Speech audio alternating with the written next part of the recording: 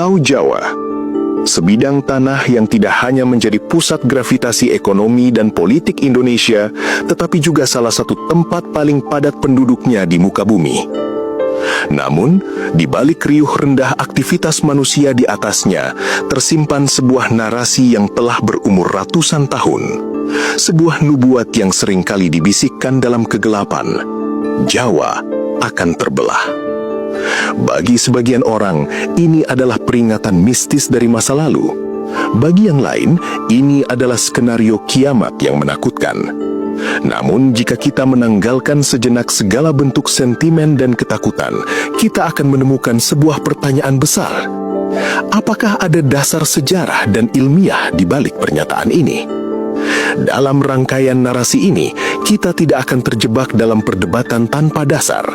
Kita akan melacak jejak kaki waktu, mulai dari jutaan tahun yang lalu ketika pulau ini masih berupa dasar samudra, hingga melihat potensi masa depannya melalui kacamata geologi modern. Kita akan membedah bagaimana alam membentuk Jawa, bagaimana bencana-bencana besar di masa lalu mengubah peta kekuasaan, dan mengapa isu Jawa terbelah tetap hidup dalam memori kolektif masyarakat. Mari kita mulai perjalanan ini dengan melihat fakta paling mendasar. Bagaimana Pulau Jawa lahir dan berdiri di atas garis api dunia. Untuk memahami apakah sebuah pulau bisa terbelah, kita harus memahami terlebih dahulu bagaimana ia disatukan. Sejarah Pulau Jawa bukanlah sejarah yang tenang. Ia adalah sejarah tentang benturan raksasa, panas yang luar biasa, dan tekanan yang tak terbayangkan. Sekitar 60 hingga 70 juta tahun yang lalu, pada zaman Kapur akhir, apa yang kita kenal sebagai Pulau Jawa sebenarnya belum ada. Sebagian besar wilayah yang kita injak sekarang masih berada di bawah permukaan laut. Jawa adalah hasil dari sebuah proses geologis yang disebut subduksi. Di sebelah selatan, lempeng Indo-Australia bergerak merayap ke utara, menunjam ke bawah lempeng Eurasia dengan kecepatan beberapa sentimeter per tahun. Penunjaman ini menyebabkan gesekan yang sangat kuat. Batuan yang masuk ke dalam perut bumi mencair karena panas ekstrim, berubah menjadi magma yang ringan dan berusaha mencari jalan keluar ke permukaan. Inilah yang melahirkan deretan gunung berapi yang memanjang dari barat ke timur. Secara historis, Pulau Jawa tidak terbentuk secara serentak. Jawa bagian barat adalah bagian yang pertama kali muncul sebagai daratan, terhubung dengan paparan Sunda, daratan luas yang dulu menyatukan Sumatera, Kalimantan, dan Semenanjung Malaya. Jawa bagian timur pada awalnya merupakan fragmen daratan yang terpisah, yang perlahan-lahan bertabrakan dan menyatu dengan bagian barat seiring pergerakan lempeng tektonik. Bukti sejarah geologi ini bisa kita lihat pada formasi batuan di Ciletuh, Sukabumi, atau di Karangsambung, Kebumen.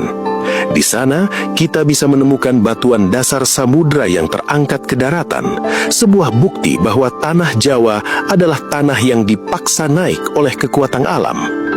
Namun, penyatuan ini menyisakan bekas luka. Karena terbentuk dari proses tabrakan dan pengangkatan, struktur dasar Pulau Jawa penuh dengan patahan atau sesar. Secara teknis, Jawa tidak berdiri di atas landasan yang utuh dan diam. Ia berdiri di atas mozaik lempeng yang terus bergerak. Fakta sejarah geologi ini memberi kita landasan penting. Jika alam memiliki kekuatan untuk menyatukan daratan yang terpisah selama jutaan tahun, maka secara teori, alam juga memiliki mekanisme untuk memisahkannya kembali. Tapi, apakah mekanisme itu sedang bekerja saat ini? Sebelum menjawabnya, kita harus menengok masa ketika Jawa masih menjadi bagian dari sebuah benua raksasa yang hilang. Jika kita bisa memutar waktu kembali ke sekitar 20.000 tahun yang lalu, sebuah kedipan mata dalam skala waktu geologi, kita tidak akan menemukan Pulau Jawa yang terisolasi seperti sekarang. Pada masa yang disebut sebagai zaman es terakhir atau Last Glacial Maximum, peta Asia Tenggara terlihat sangat berbeda. Pulau Jawa, Sumatera, Kalimantan, dan daratan Asia Tenggara daratan seperti Thailand dan Vietnam adalah satu kesatuan daratan raksasa yang dikenal oleh para ilmuwan sebagai Sandaland atau paparan Sunda.